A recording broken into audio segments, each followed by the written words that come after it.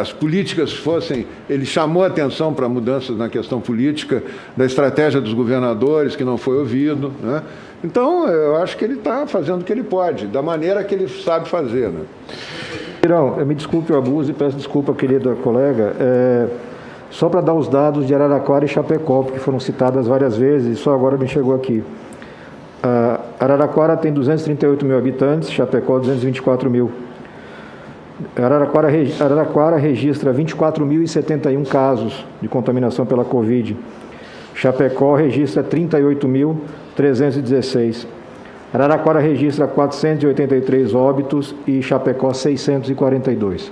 São dados referentes aos boletins das prefeituras. Só para corrigir, quer dizer, o que eu falei, né? A partir do momento que se decreta o lockdown, no dia 23 de março, se eu não me engano, ou 23 de fevereiro, as duas cidades decretaram o lockdown juntas. Quando acontece isso, Chapecó já tinha um número maior de casos, né? Mas a partir do momento que as duas decretaram o lockdown, é que a gente tem que acompanhar para ver se funciona ou não funciona. E o desempenho é praticamente o mesmo. Perfeito. Imediatamente passo a palavra para a senadora Leila Barros, do Distrito Federal. Obrigada, senhor presidente Eduardo Girão. Cumprimento também o deputado Osmar Terra. Deputado, como já foi dito antes, o senhor é um crítico, né, do lockdown e também do isolamento, e já defendeu o tal do isolamento vertical, e que, segundo as suas palavras de hoje, foi um termo criado pelo presidente.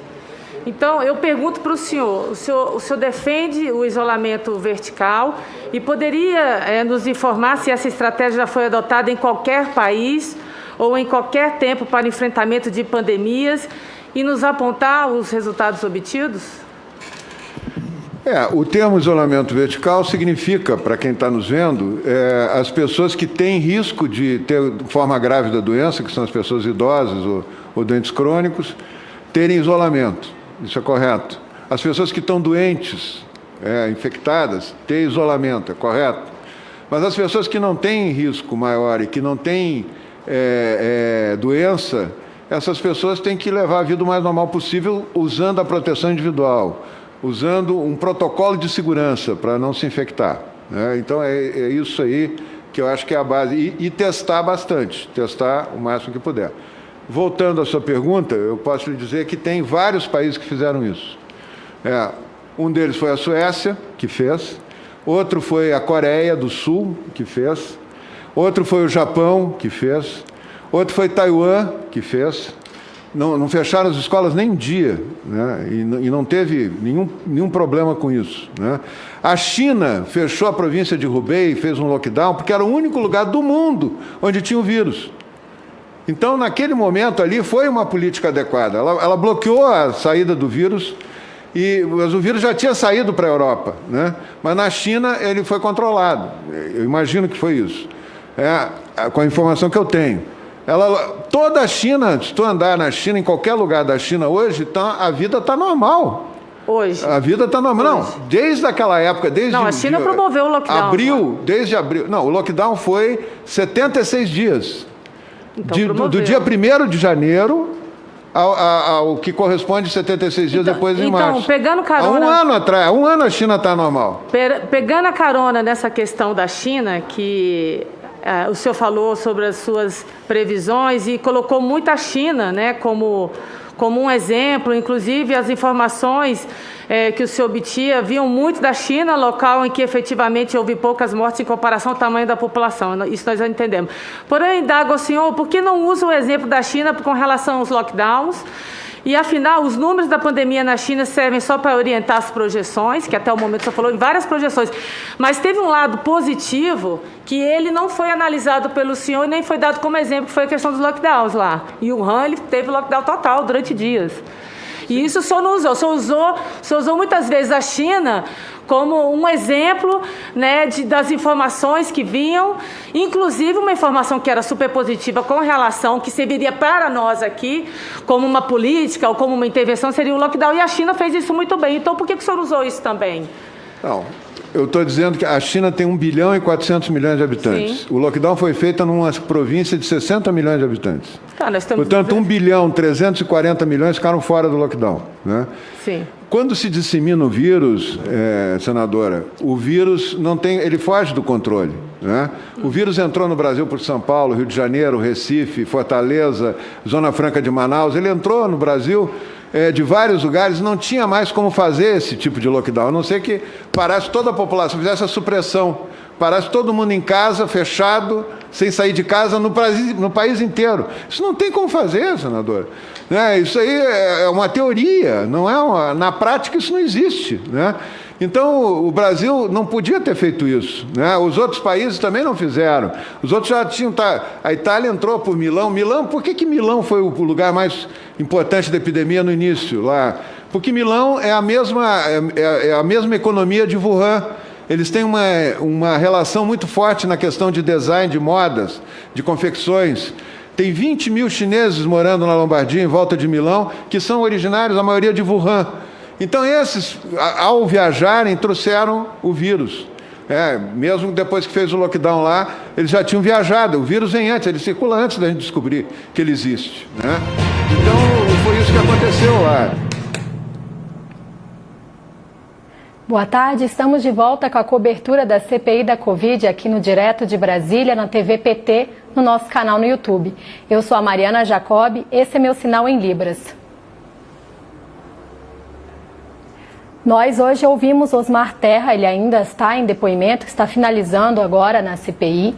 E hoje ele falou muito sobre lockdown, sobre imunidade de rebanho e inúmeras vezes ele trouxe dados falsos para a CPI. Para falar sobre desinformação e fake news em tratamento da pandemia, hoje nós recebemos Helena Martins, que é jornalista, professora da Universidade Federal do Ceará e pesquisadora e coordenadora do TELAS, Laboratório de Pesquisa sobre Economia, Tecnologia e Políticas da Comunicação. Boa tarde, Helena, seja muito bem-vinda à TV PT, obrigada pela presença. Boa tarde a todo mundo que está acompanhando também, tanto o programa quanto essa difícil CPI. Nós temos aqui no início da CPI hoje os nossos senadores, senador Rogério Carvalho e senador Humberto Costa, fizeram um protesto, uma manifestação sobre as 500 mil mortes, que foi uma marca atingida no último sábado devido à pandemia e o enfrentamento incorreto que o governo Bolsonaro faz de lidar com esta crise sanitária. Nós temos um vídeo aqui, eu convido você para assistir conosco, desse momento hoje na abertura da Comissão Parlamentar de Inquérito. A gente está aqui o tempo todo falando e o tempo todo tentando justificar aquilo que nós não conseguimos justificar para o mundo. 502.817 brasileiros mortos. Neste momento, essa comissão tem que pedir um minuto de silêncio em homenagem a todas as vidas perdidas, senhor presidente. Nós estamos de luto, são mais de 500 mil mortes no Brasil. Então eu queria, antes da gente começar qualquer coisa, em sinal de respeito às famílias, pedir um minuto de silêncio em homenagem a 502 mil famílias, 817 que se desfizeram pela dor, a dor da perda irreparável, que é a perda da vida. Do senador Rogério Carvalho, e vamos fazer um minuto de silêncio, todos em pé, por favor.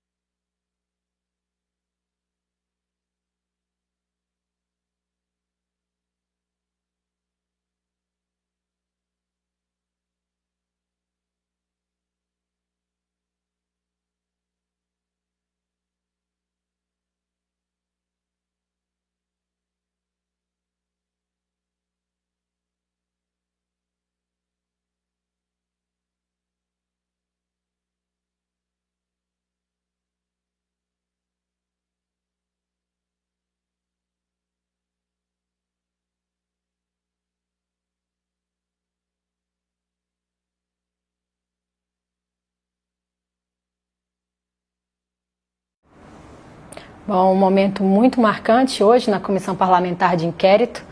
Os senadores levaram placas com responsabilidade, pedido de empatia e de vacinas e em luto.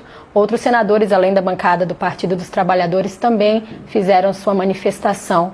Eu queria ouvir você, Helena. Hoje a gente está ouvindo Osmar Terra, que ainda não terminou a sua fala, ele que já foi ministro da Cidadania e está colocado então como conselheiro do Palácio do Planalto, conselheiro do presidente Bolsonaro. E continuou hoje, muitas vezes ele falou vários dados que não eram corretos, foi desmentido na fala dos senadores. E eu quero aproveitar a sua expertise, você que trabalha com esses dados de informação, que é jornalista e professora, para começarmos a falar um pouco sobre essa perspectiva de como a desinformação, em primeiro lugar, que o governo Bolsonaro promove, tem afetado a vida do brasileiro. Bom, Mariana, de fato me somo ao alerta e à manifestação de solidariedade feita por alguns senadores, né? Chegar à marca de 500 mil mortes por um problema, uma doença que tem cura, é realmente assustador, indignante. Isso tem sempre que ser lembrado para que a gente se coloque em ação contra esse estado de coisas que está instalado no Brasil. Desde o início da pandemia, logo poucos meses depois de ela virar uma pandemia efetivamente, a própria Organização Mundial da Saúde apontou tratar-se também de uma infodemia, quer dizer, de um problema grave de espraiamento de desinformação. Desinformação, para quem não acompanha esse tema, não é só uma mentira, né? Não é só uma informação descontextualizada ou muito menos alguma opinião que é compartilhada muitas vezes. A desinformação é um processo, uma campanha que é pensada estrategicamente com objetivos políticos e econômicos. Coloca esse conceito para a gente sempre ter em vista, né, que todos os especialistas do tema, a ONU, a OEA, vinculam muito essa relação da desinformação com a existência de grupos, pessoas que estrategicamente utilizam campanhas de desinformação para enganar a população. Aqui no Brasil isso está evidente, né? Já estava evidente no contexto das eleições de 2018, depois de alguma forma isso passou a ser abordado pela CPI da desinformação, mas que infelizmente ainda não concluiu seus trabalhos, mas também várias pesquisas mostram que há uma operação coordenada e muito possivelmente, né, vinculada aí ao gabinete do ódio, que deve ter conexões profundas com esse gabinete paralelo que tem sido apontado pela CPI, porque inclusive nós visualizamos em várias campanhas de desinformação que circulam, esses agentes operando, sejam os filhos do presidente, seja a médica Anísia, seja inclusive o próprio Osmar Terra ou outros, né, integrantes da cúpula do próprio governo. Então o governo ele tem participado, né, direto ou indiretamente, mas me parece que bastante diretamente, de campanhas de desinformação que prejudicam efetivamente o combate à pandemia e que levam pessoas à morte, né? Nesse contexto que nós estamos vivendo, ter acesso à informação incorreta, né, e acreditar nela pode significar não se vacinar, pode significar se expor e expor outras pessoas também aos riscos do vírus. Um dos pontos, Helena, falando sobre o que esse governo promove de maneira pensada, de maneira estratégica, Osmar Terra sempre colocou-se a favor de uma imunidade de rebanho, de um contágio natural do vírus, e que essa seria uma forma de imunização, e um vírus que que muda o tempo inteiro e que não tem como alguma garantia de que uma infecção garante uma imunidade. E aí hoje o senador Humberto Costa, num dos momentos, fez uma fala muito importante sobre a vacinação, que é constantemente aí colocada pelo presidente Bolsonaro em dúvida. Vamos assistir esse trecho da fala do senador. Essa imunidade por transmissão, ela é muito falha. O indivíduo, em muitos casos, em pouquíssimo tempo, ele já não tem os anticorpos. Então, ou é vacina ou é nada. Ou é vacina ou é nada. E esse governo irresponsável não investiu na vacina. Além esse momento dessa fala, a gente já acostumou-se a ouvir na CPI muitas vezes falas completamente distorcidas de senadores governistas. Uma das mais marcantes, vinda do Heinz, que é um senador do Rio Grande do Sul, foi dizer que as vacinas eram produzidas com fetos, com produtos, material de fetos, anencéfalos e outras informações como essas, que na verdade aí nesse momento já consideraria ser uma fake news, uma mentira.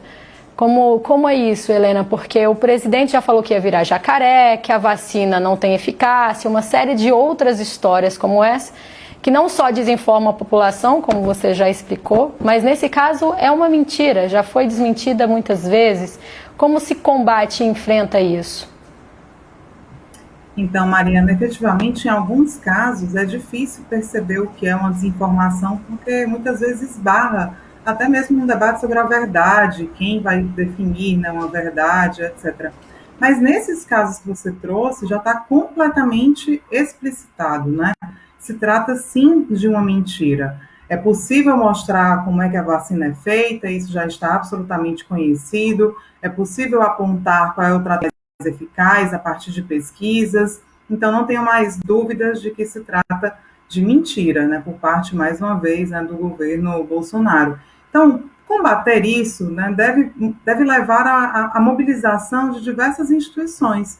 Muitas dessas ações, elas promovem crimes contra a saúde. Ele pode ser tipificado por isso? Acho que é algo que a CPI vai ter que passar a encarar, né? Ele pode ser tipificado, né, esses comportamentos podem ser tipificados em torno de crimes contra a honra, no caso de algumas desinformações que são feitas contra pesquisadores, né, que têm denunciado o governo também, inclusive contra jornalistas, enfim.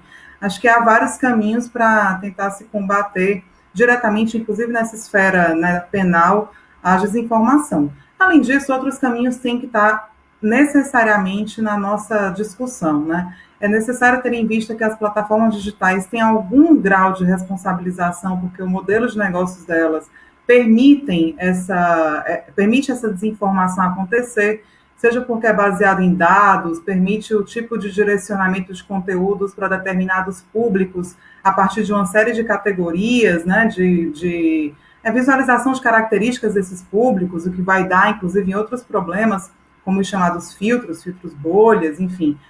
Seja porque também essas plataformas não promovem medidas abertamente para combater a desinformação, não tem espaços próprios, né, inclusive equipes, para dar conta desse problema, enfim, acho que são alguns comportamentos também que eu e outros pesquisadores, Bia Barbosa e Jonas Valente, diagnosticamos numa pesquisa que fizemos para o Intervozes, que vai ser lançada no próximo mês, agora em livro, mas já está disponível, inclusive, na internet, que fala também dessa participação das plataformas, direto ou indiretamente, porque acabam permitindo a recomendação de vídeos desinformativos ou impulsionamento de conteúdos desinformativos, enfim. Acho que essas duas dimensões mostram que é um fenômeno muito complexo e tem que ser atacado em várias frentes. E para terminar essa resposta sobre, né, o que fazer diante da desinformação, acho que uma outra frente também que tem que estar no nosso horizonte é a educação para a mídia, né? Não adianta nem ficarmos atuando apenas na esfera criminal, do judiciário e etc., e nem também cobrando das plataformas mudanças que nós sabemos que são difíceis de serem efetivadas neste momento, porque significam uma mudança estrutural do modelo dessas plataformas, embora seja necessário. Também acho que é importante darmos passos no sentido de preparar a população para que ela tenha mais resiliência e não acredite, né, em muitas campanhas de desinformação que chegam até elas. Em vários países isso tem sido feito. O governo do Canadá, por exemplo, tem um amplo projeto de combate à desinformação por meio de educação para a mídia. Infelizmente, no Brasil, nós temos um governo que promove desinformação. O que também, para finalizar esse comentário, mostra, né, que os problemas eles têm que ser resolvidos de conjunto. Se nós queremos enfrentar a desinformação no Brasil, nós realmente precisamos tirar Bolsonaro do poder. Agora, em Brasília, são 17h14, temos já comentários dos nossos internautas que acompanham a TVPT, o Gessé Rodrigues falando: China, Nova Zelândia, Austrália, Araraquara fizeram lockdown. Só alguns exemplos, todos bem-sucedidos. Luciana Costa comentou: não adianta tentar argumentar com negacionista. Ed Mates falou também que todos os participantes desse desgoverno só desinformaram e estão a todo custo tentando excluir o Bolsonaro da culpa pelas mortes na pandemia. O senador Rogério Carvalho já falou em alguns momentos sobre um estudo que já classificou que nas cidades onde o apoio ao Bolsonaro foi grande, onde ele foi eleito e ainda há aqueles que seguem as recomendações, a morte por Covid é maior. Quem segue as orientações, e aí ele chama de efeito Bolsonaro, acaba então sendo mais afetado pela pandemia. Hoje, mais uma vez na CPI, o senador falou sobre essa informação, sobre a importância também do lockdown e do fato de que o presidente desinforma e coloca a opinião pública em dúvida. O que ele faz com a população é algo assombroso. Vamos assistir esse momento do depoimento de hoje, a fala do senador Rogério Carvalho. O número de mortes e de infectados é maior na população que acredita mais no Bolsonaro que aquela que votou mais em Bolsonaro. Então, significa que tem um efeito Bolsonaro na expansão da pandemia. Direto. E isso significa desinformação. Não fosse a resistência de governadores e prefeitos, estaríamos com mais de 1 milhão de mortos. Bom, você falou, Helena, sobre um estudo e eu gostaria que você contasse um pouco mais, porque eu sei que ele é bastante abrangente, já tem livro aí também colocado, o livro vai ser lançado, está disponível na internet, dessa pesquisa da responsabilidade sobre o que as plataformas têm nessa participação dessa história. A gente sabe que o presidente Bolsonaro faz muitas lives, nas lives ele gosta de falar o que ele bem entende, né? Ele já falou algumas mentiras, já contou fake news, já promoveu cloroquina, já foi contra o isolamento. Na semana passada, mais uma vez, ele insistiu que a vacina não tem eficácia e as plataformas disponibilizam esse material. Um dos movimentos que já a CPI vai andar para esse caminho é na investigação e da participação dessas plataformas. O senador Randolfo Rodrigues fez requerimento, o senador Humberto Costa, do PT de Pernambuco, também fez requerimento para que as plataformas, o Twitter, o Facebook, o YouTube, expliquem como é que eles podem deixar no ar, qual é a política, né, que eles têm para deixar ou não deixar um material como esse disponível para ser assistido, viralizado, compartilhado, quando tem informações tão cruciais e que afetam a saúde da população de maneira geral.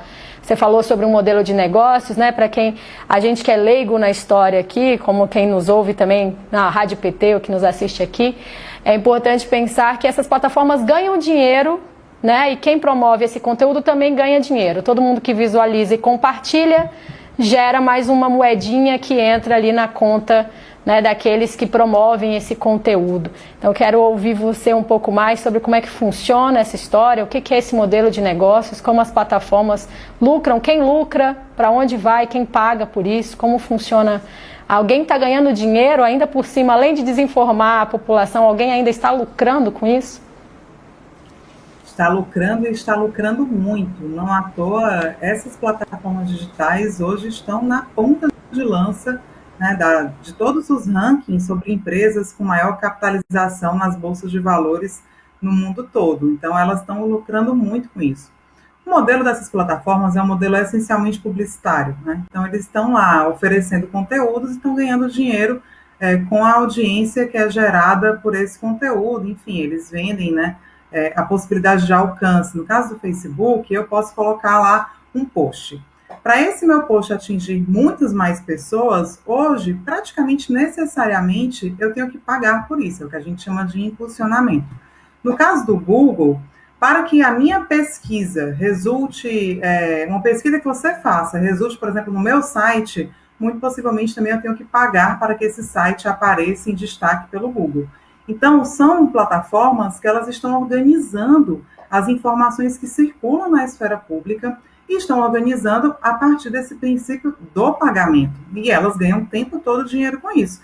Inclusive, Google e outras têm sistemas de leilão, onde tem mais prioridade quem pagar mais. Então, não tem muito critério, né, sobre ética ou qualidade do conteúdo. A lógica é um conteúdo que gera engajamento. O que é isso? Que gere visualização, que gere curtida, que gere comentários, e vários estudos, inclusive do campo da psicologia e outros, também mostram que conteúdos extremistas, né, são conteúdos que geram muito engajamento, né? Além disso, quando nós olhamos também, né, os próprios vídeos de alguns canais bolsonaristas, é muito comum que esses vídeos eles tenham, né, sejam recomendados pela plataforma, e a gente tem que entender que tem também uma ação delas no sentido da divulgação desses conteúdos. 80% do fluxo do Twitter, daquilo que é visto no Twitter, na verdade, são conteúdos recomendados pelo Twitter. E muitas vezes os próprios personagens desses canais também fazem propaganda internamente, né, vendendo inclusive remédios, né, já vi vários desse tipo. Então são várias formas dessas plataformas ganharem dinheiro, né, com esses conteúdos. Isso significa que elas têm realmente que modificar esse modelo, que não tem que ter como critério para a circulação dos conteúdos na sociedade o pagamento, né, que não deve ser possível, ou que deve ser pelo menos feito de uma forma muito mais transparente do que é hoje, haver o direcionamento das informações, né, para que a gente não tenha uma situação em que determinadas pessoas recebem só um tipo de conteúdo, por exemplo, só conteúdos de direita, ao passo que outras pessoas sequer sabem da existência daqueles conteúdos. E isso faz com que a gente tenha uma sociedade que não tem sequer, né, um norte, um padrão de diálogo sobre alguns temas, porque realmente o que chega para mim pode ser completamente diferente do que chega para você frequentemente, né? Isso vai, obviamente, também impactando os nossos próprios comportamentos, as nossas decisões. Então, embora seja algo complexo, eu resumiria como, né? A informação não pode ser tratada como mercadoria. Os conteúdos não podem ser tratados como mercadoria, e hoje são. Né? Recentemente circulou uma notícia, a partir, inclusive, já de um pedido da própria CPI, né, listando vários canais que tiveram vídeos apagados ou apagaram seus vídeos, mas que foram, de alguma forma, remunerados também por essas plataformas e sendo canais desinformativos. Né? No topo dessa lista estava, inclusive, né, o canal do Alexandre Garcia, né, que tem propagado várias desinformações aí no contexto da pandemia. E aí a pergunta que, né, nós temos nos feito é, ok, eles ganharam por isso, eles ganharam dinheiro porque estavam lá nesse circuito da comercialização da informação. Mas as plataformas também ganharam dinheiro, porque elas geraram, né, houve uma produção de audiência a partir desses vídeos, né, e elas demoraram ou para remover esse conteúdo, né, ou para discutir com a sociedade, inclusive, quais conteúdos devem ou não ficar no ar.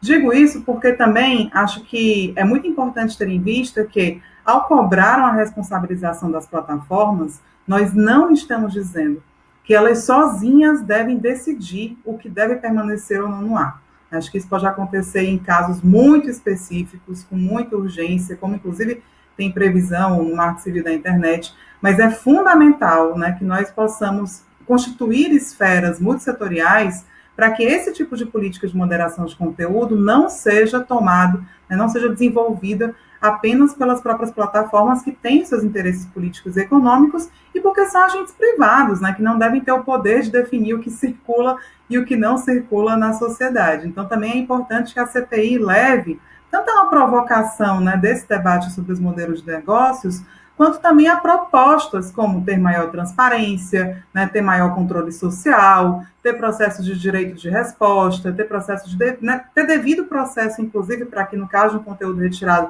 possa haver um questionamento, enfim. Porque, embora nós estejamos absolutamente preocupados com o que tem circulado no contexto da pandemia, nós não podemos abrir margem para que essa situação leve a um empoderamento ainda maior das próprias plataformas.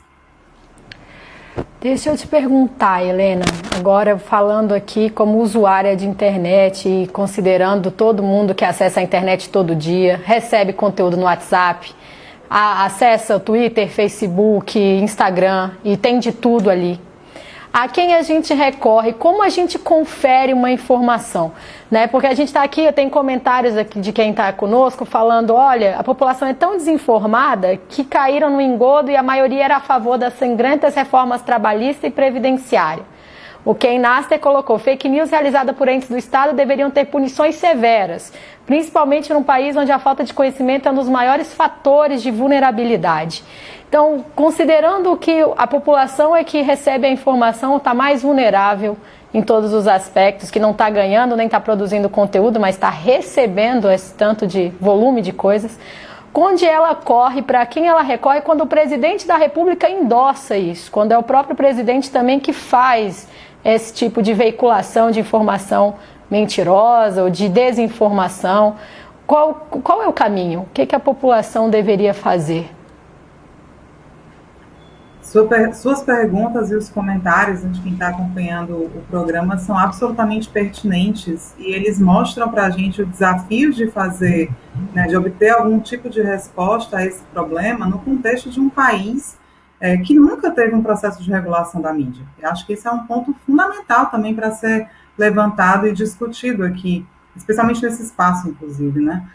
A ausência de um canal de provocação, né, se dá também no contexto da radiodifusão. Hoje, se eu assisto um programa policialesco que mente, que criminaliza, que expõe corpos, jovens, etc., eu também não tenho para quem ligar, né? Eu não tenho quem provocar para que os direitos individuais e coletivos sejam garantidos, para que haja algum processo de investigação e talvez até mesmo responsabilização daquelas emissoras. Nós estamos pagando, né, concretamente pela ausência de regulação da mídia e a ausência de espaços como um conselho de comunicação, que poderia ser acionado para esse tipo de situação, né? Nós não temos isso.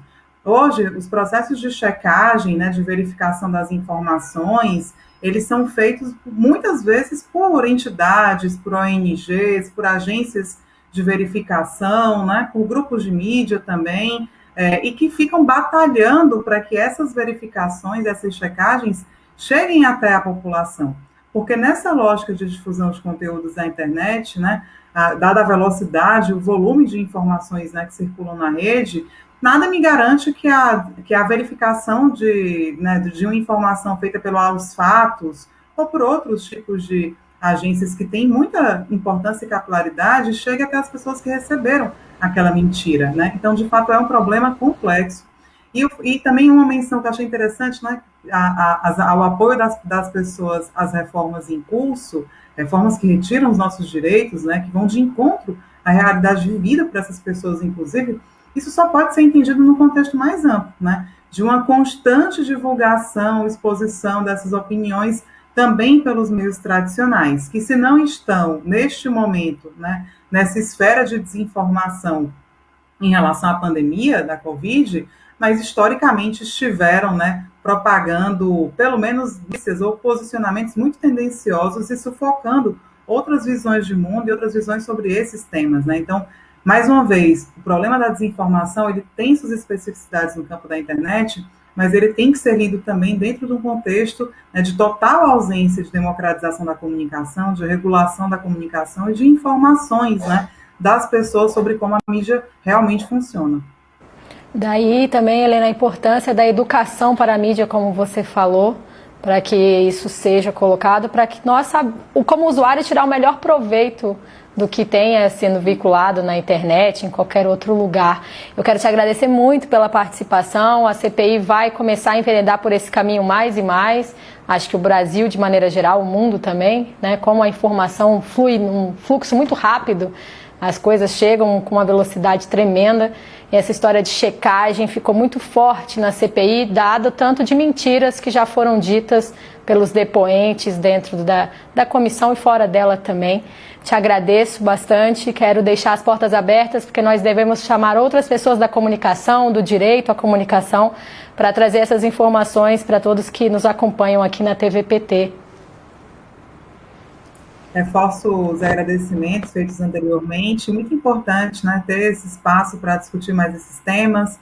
Quero deixar, né, como dica, inclusive, que as pessoas possam acessar o site do Intervozes. Nós temos publicado várias pesquisas sobre esse tema. Há também a Rede Nacional de Combate à Desinformação, que tem feito um trabalho muito importante de divulgação das mais diversas iniciativas em relação à desinformação. Então, tem muita gente implicada, né, tentando enfrentar esse problema que é dramático, né, tanto no contexto da própria pandemia do coronavírus, quanto das nossas democracias.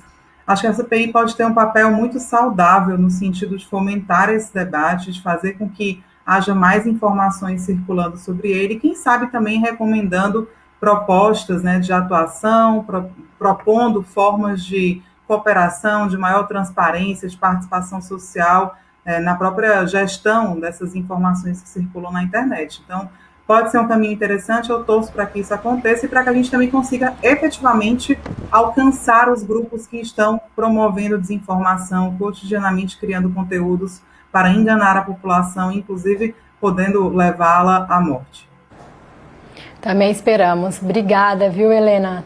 Te espero numa próxima oportunidade. Quero informar você que o PT tem um canal também para denúncia, o pt.org.br/denuncie. E no Twitter você pode acessar o www.twitter.com/verdade na rede. Os tweets que são colocados aqui é sobre o que se fala do Partido dos Trabalhadores, dos parlamentares, em verdades e dúvidas. Você pode acompanhar também no Twitter do pt.org, no PT na rede, pt.org.br. Bom, amanhã a CPI ouvi Francisco Maximiano. Ele é representante da Precisa Farmacêutica, que ficou responsável por fazer a contratação da vacina Covaxin, da BioNTech. Acontece que essa vacina foi paga pelo governo Bolsonaro num valor 1000% mais caro. E a CPI já tem documentos para identificar que houve aí uma advocacia administrativa, ou seja, o presidente Bolsonaro e o governo agiu em favor da empresa. Amanhã ele viria para fazer o depoimento, ele declarou que está com Covid e, portanto, está cumprindo quarentena. E o presidente Omar Aziz disse, então, que ele vai vir na próxima semana. Só na semana que vem teria, então, o depoimento de Francisco Maximiano. Com isso, a CPI amanhã só votará requerimentos e nós voltaremos a transmitir a cobertura na quinta-feira, às 9 da manhã, para falar sobre os requerimentos aprovados na quarta e para falar do depoimento que vai acontecer na quinta-feira, que é a vinda do Felipe Martins, assessor internacional da presidência, que estava envolvido nas conversas de contratação da empresa Pfizer, com a vacina que não foi contratada com o tempo que deveria. Hoje, às 19 horas, aqui no TV PT, você vai receber PT nas cidades. Ideli Salvati vai receber, então, 2 prefeitos para falar sobre a gestão petista nos municípios. Ela vai receber a prefeita de Cariranha, na Bahia, Francisca Alves Ribeiro, a Chica do PT, e o prefeito de Itatiba do Sul, do Rio Grande do Sul, Valdenar Cibulski, o polaco. Não perca, hoje às 19 horas, Ideli Salvati apresenta o PT nas cidades. Eu aguardo vocês quinta-feira às 9 da manhã. Obrigada pela audiência.